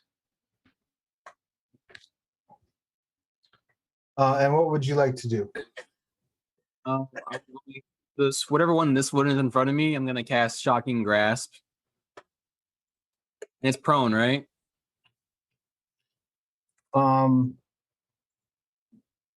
Yes. White 1 and white 3 or whichever that is. White 4 and white 1 are prone. All right, then whichever one is in front of me, I think that's the one that's in front of me. It's like prone. I got an advantage, right? So, gross. It's gonna be an 11 to hit. Oh, but I have an advantage, right? Too with haste. Is that Haste does not grant you advantage. okay? Haste, right? I just have 2. Gives you an extra attack. Okay, so first one's an 11, which I assume does not hit it. 11 does not hit. And then my second one probably doesn't hit either. It's a 13. 13 does not hit. God dang it. Sure. Didn't you have a bardic inspiration you hadn't used yet? I do. Right. So it's Throw 8 plus 8 on one of those. Yeah. Yeah, so on the 13, I will add 5. So it's 18 to hit. 18 will hit. Go ahead and roll Okay. damage. Is it wearing armor? Yes. If it's metal armor, I think this is extra. Oh, are you doing lightning damage to it? Yeah, it's Shocking Grasp. It's a cantrip. So yeah. 10 damage. And then if it's wearing armor made out of metal, it takes an extra 1d8 lightning damage. Right. So a total of 18 lightning damage, right? Yeah, lightning damage. Okay. And that was to white 4? Yes, I believe, right? I can't really tell in this. It's like so cramped. They're dead. Cool. And that is it, right? It's all amount of turns. Yep. Okay. I will. I guess I'll stay here. All right. That brings us to Ithrin. I'm going to. Oh God, can we see the memory eaters? Charlie can. Okay. That's not a good answer. I will guiding bolt white too. All right. Oh, nat 20. Nice. Crit. Drop that Oh, that's absurd a amount nice of damage that's going to do it. sound effect. 47. Oh my god. God. All right. So yeah, that took care of that dude. He just like bursts, just like splatters. Alan is just covered head to toe in ichor.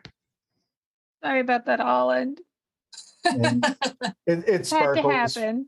Just a little bit sparkles for a minute as it drops off of her chin onto the floor.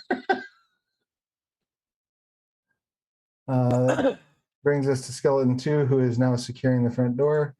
That brings us to our one remaining white, who's going to use half of his action to get up from prone, provoking attacks of opportunity from Charlie, Haiku, Ithrin, and Charlong. Does it have to be a 15 physical? It does have to be physical, yeah. Okay. So with A 15 does hit. a 17 is gonna hit too. 5 slashing, non-magical. All right. 9 damage magical. Sorry, I was trying to figure out what the hell I had that was physical.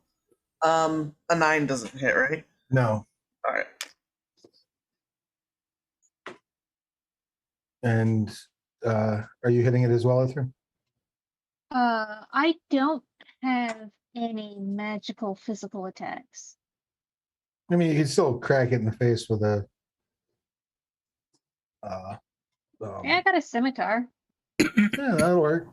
I'll whap it in the face with the scimitar. Oh, maybe I won't. That's a 14. That's exactly what you need to hit it. So go ahead and roll Oh, damage. hooray. 6. All right, so it takes 3 because it's non-magic. It is still up. So it's going to use its multi-attack routine on Haiku. No, it's not. Oh, it's gonna try to. It's got to make a wisdom saving throw of a 15. This is undead, right? It is undead. So make a wisdom saving throw. And that's because of your My warlock yeah. subclass. This is a 15. Beat it. Damn it! It just made its DC. All right. So life drain. Oh wait. Anyway, let's see if you hit first. Is a 13 hit? It does not. How about a 22? Wait a minute. 5, 14, 5, 6, 7, 8, 9. Okay, yeah, I can't even shield it. It'll still hit. Yeah, it'll hit. All right. So you do take. Oh, wait, wait. I have a plus. How much DC for the haste? +2. 14, 15, 16, 17, 18, 19, 20, 21. Damn it still wouldn't be enough. All right. All right. So you take 4 slashing. Okay. Just kidding. Damn. I'm just kidding. Brings us. To But the I will skill. hellish rebuke that. Excellent. So it needs to make a Dex save of 15. dex save. Nice. Dex, yeah. I made a 16. All right, so it's gonna take half of this. 4 fire damage. It takes half of 4, or it takes 4. It's gonna take 4. I did 8 damage. All right. It's still up. Damn it. Alan, it is your action. I'm gonna crack it with my hammer. And you step over and just sablow right to its face. Yeah. Let's see.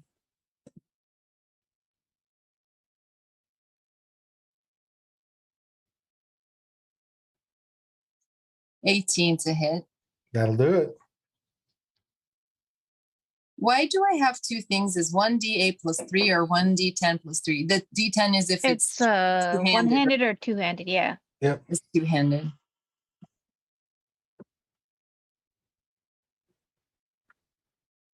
$13 damage. All right, so it takes half, so 6. You crack it, its jaw like breaks, but doesn't come off. You have another action? I have another attack. Go for it.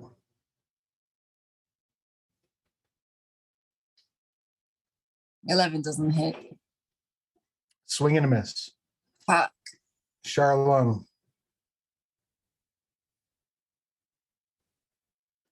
I'm gonna cast Mage Armor on myself. Okay.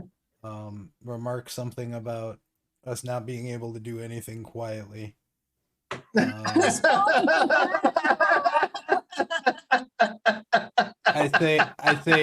say while bringing a great axe down on the white. Mr. Pinchy Fingers. Does a 16 hit? It does. For 13 non-magical slashing. You slice its head off.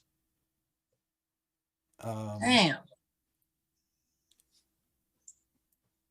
Did At the Charlie start- say anything about there being enemies coming from that way? At the start of the next round, Charlie, you see a group of very clearly rotten individuals, all carrying like scrolls and books and stacks of papers, just kind of Now coming I around will. the corner. Now I will.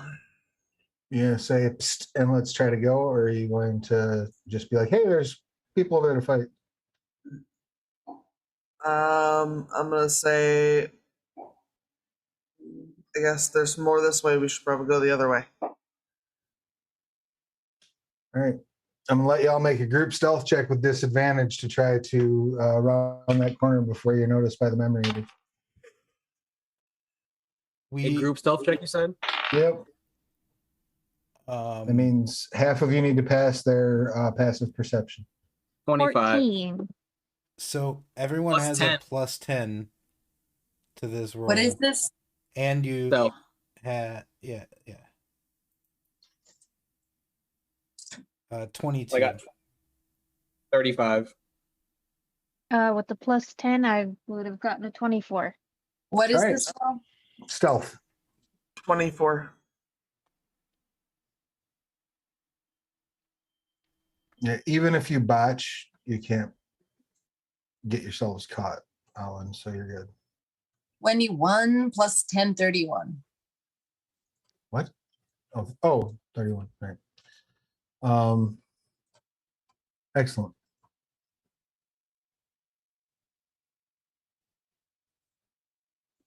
You skedaddle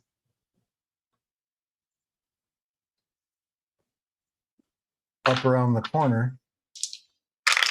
Haiku and I have double move speed also.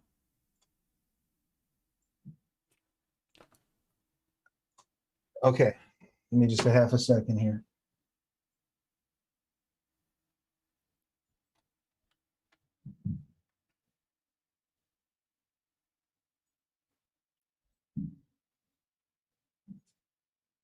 Leave a pile of white bodies on the door. All right, so you see there is a single door to the south, the hallway, 15-foot high ceilings. The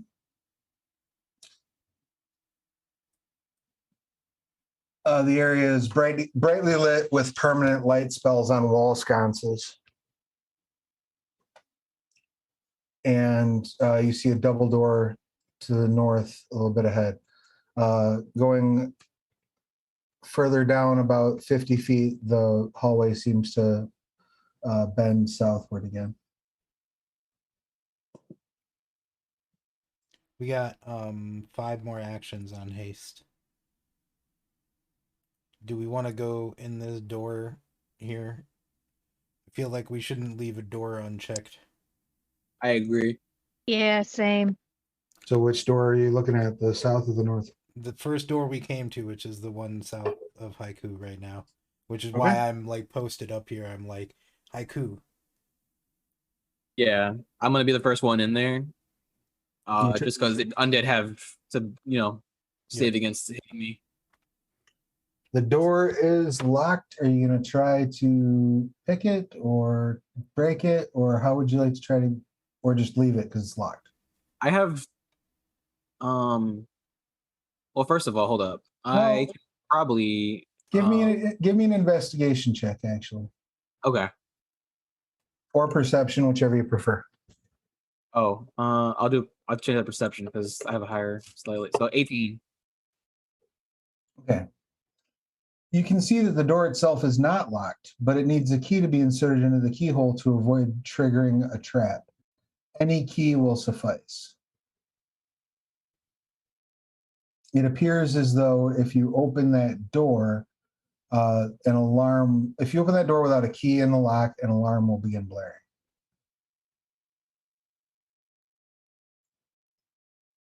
I got nothing. I got a thieves tools, but there's no key, so. Well, I mean, would a lockpick suffice? Like if you just put the lockpick in there and...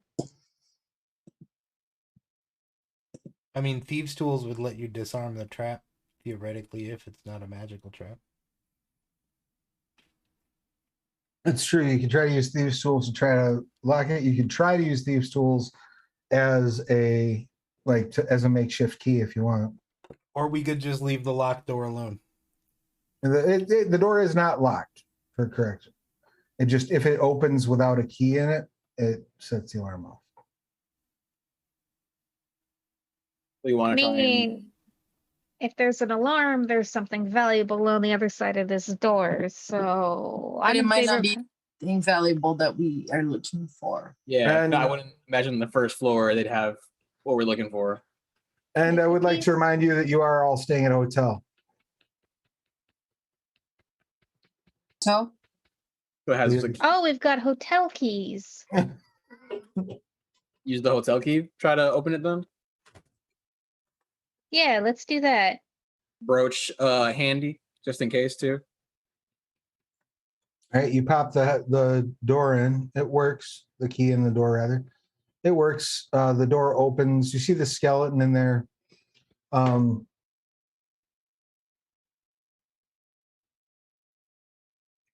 Basically going through what looks like a pile of body parts. And he's just like taking jewelry off. Doesn't even seem to notice you. I'm gonna just lean back as I'm hearing like skeleton, just like sorting through body parts and jewelry. Yeah, you see like he's throwing all the arms in one pile, all the legs in one pile, and he's just like piling the jewelry off in the corner. Seems like he's just doing busy work. All right, next. Hey Bob, you finished your side work yet? No, I still gotta roll silverware and pull the rings off of 15 corpses before I can go home. Oh God. While he's doing that, I'm gonna come take a look at this next door. All right, just a I second. think we're just gonna leave this be, right? It doesn't seem very important. We don't want to make too much of a commotion here.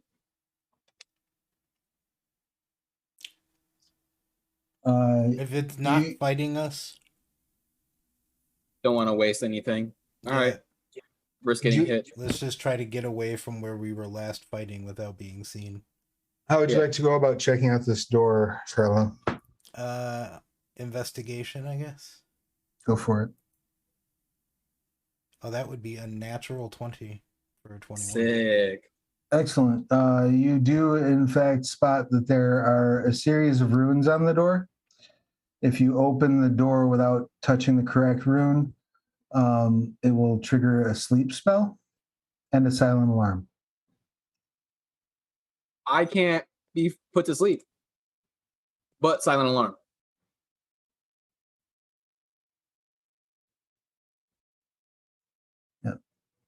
You do not know which rune it is. And how many choices are there? Like, what's the? There are 8 runes. All right. Yeah, that's not a very good. You could always double back. Maybe the password of this is written somewhere or kept somewhere. Bless you. Yeah, look around. Look around for something that would tell us which rune to use here. All right, so you there you see nothing in the immediate area. So you're continuing down the hallway then? Yeah, I'm waiting for Ithrin to be within 30 feet of me. I'm moving exactly 30 feet ahead of Ithrin, because that's the edge of the pass without trace. Gotcha. Oh, I can move with you. Yeah. All right, so just so that I'm clear, everyone's on the same page. We are all moving to the end of that hallway. Yeah. That's where we'll wrap things up for this week. You are all now, unless you had something else you needed to do, Charlie. Can someone note that we had 3 turns of haste remaining? Haiku. I'll make a note of that. I will note it. What would I be supposed to do? I don't even know what you're alluding to. You were yelling. That's all. I thought I heard you yell like, no. No, I wasn't yelling. I don't know what you heard. Was that Melanie I heard yelling? It was me, yeah. Oh. All right. So that's where we'll leave you this session. You are trapped in Lucian Dane's sanctum. The door has been magically sealed. As far as you know, you've not triggered any other alarms. As far as you know. You are not trapped in a closet, though. But I would like to take an opportunity to celebrate that R. Kelly was just sentenced to 30 years today. What a great segue.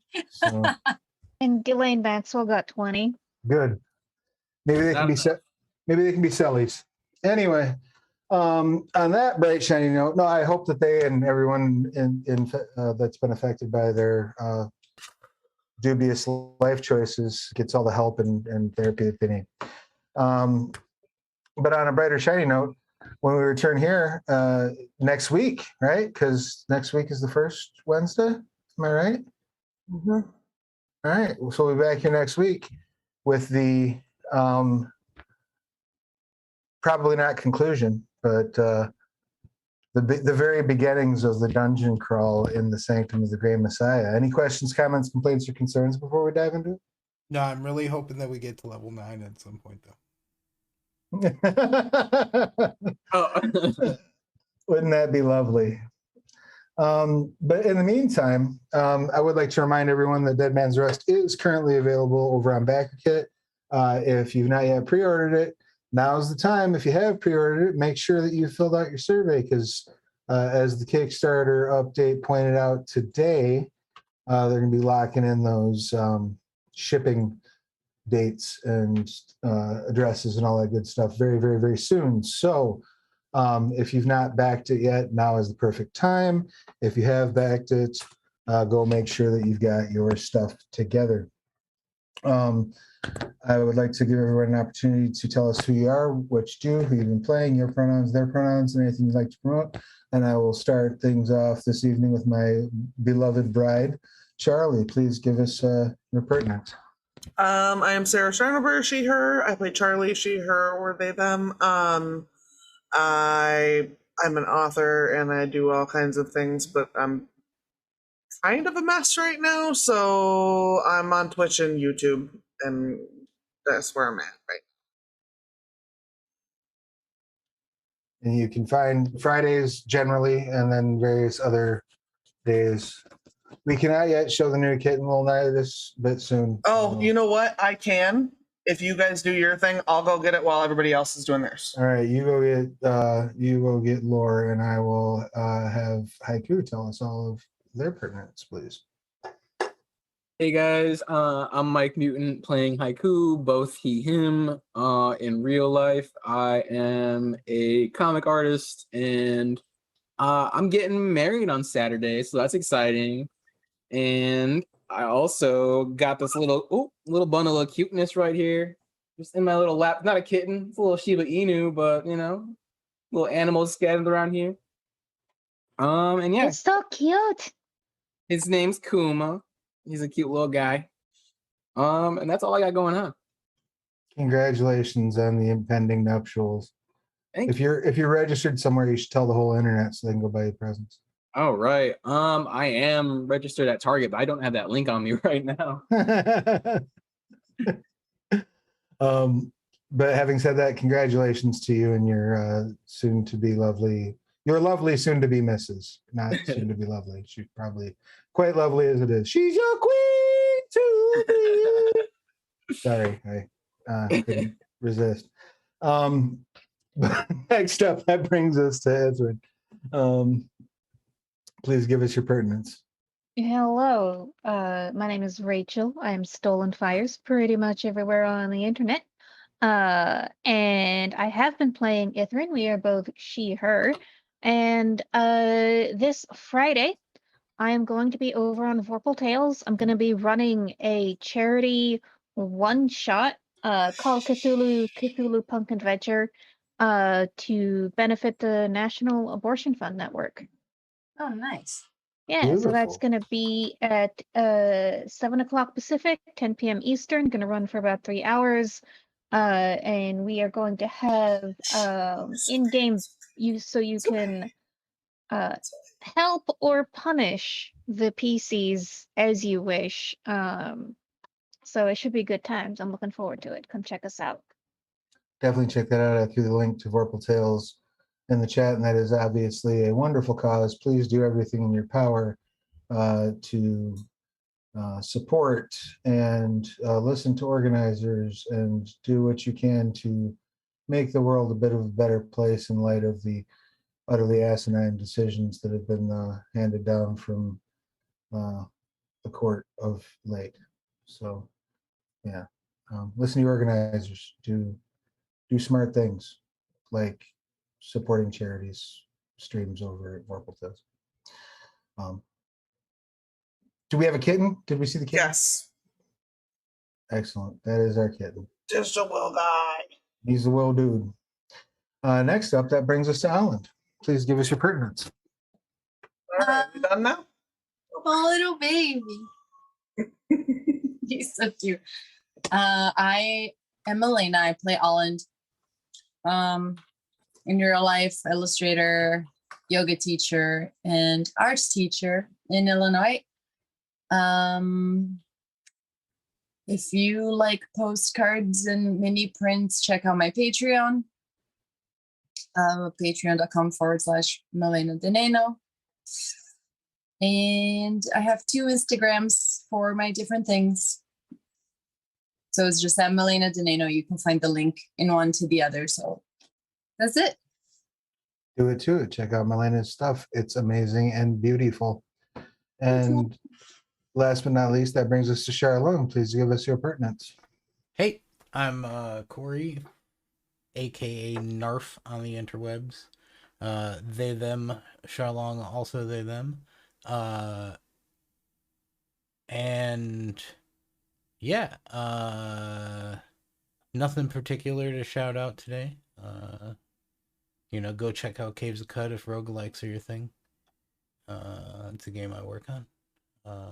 And that's it. Beautiful. And I'm Travis Legge, he, they, both fine. When I'm not running games here, I'm writing them and developing them. So like a dummy, I took vacation right when the Operatives dossier for M20 was coming out. So if you backed Technocracy Reloaded back in the day, you should have gotten a link to get that at a discount in POD and PDF. At least you got a free PDF and discount POD. If you've not yet backed, if you didn't back Technocracy Reloaded, you can go pick it up at Drive-Thru RPG. I'm super proud of this book. It's got the Digital Web 3.0 in it with new rules for augmented reality. It's got finally since first edition, the first time, we now have a construct construction system once again. It was a personal achievement of mine to get that set up. I'm very proud of it. And I would love to hear your thoughts on Opera's Dossier, so please go pick it up. I'll leave ratings and reviews. And speaking of Mage, it also, there was a beautiful, beautiful piece of art in the Monday meeting notes this week for M20 Sorcerer, which I got to be the developer on. And I have been like biting my tongue off to not talk about how excited I am about M20 Sorcerer. So this is going to be super cool. I believe Corey was at the table like 20 plus years ago at a Denny's when somebody, I believe it was Scott Ashcraft, asked me, hey, if you could make any one Mage book, what would it be? And I said Sorcerer, and I didn't stumble and I didn't stop. And I was like, that was my dream. And now that book is going to be coming out soon. So I am pumped over the moon for it. And we'll probably be trying to pull together some folks, maybe some of the old crew, for a Sorcerer actual play when that gets a little bit closer. So yeah, that is the news. That's all the news that's fits print. Keep an eye on the Monday meeting notes. I know that Aether is up, I believe, to be our next crowdfunding adventure. I don't know where or when that will be, but I'm certain Rich will tell us in detail in the Monday meeting notes. Oh, and lest I forget, we are at the tail end of Crossroads Continents month. So right now, you can still head over to DriveThruRPG, get Peoples of the Crossroads Continent for 50 cents. It's 90% off. It's got new playable peoples, new backgrounds, a good introduction to the setting, and the adventure Down in a Hole is available in advanced PDF over at DriveThruRPG as well. So go pick that up. If you want to check out an actual play of it, Rich ran myself, Dixie, Eddie, and Matthew through it. And it's been a hoot and a holler playthrough. We're probably going to be doing some more of that soon as well. I just lost someone. Looked like it might have been Corey. Oh, no, it wasn't Corey. It's Milena. It was Milena. Milena went into the ether. So I guess that's probably a sign that I should She's back. wrap Back. things up. Our 'Cause battery's I've low. been talking too long. But thank you all so much for hanging out. If you haven't done so, please like, follow, share, comment, subscribe, all that good jazz. Go buy some books. Be good to yourselves and each other. Wash your hands. Get vaxxed. See you soon.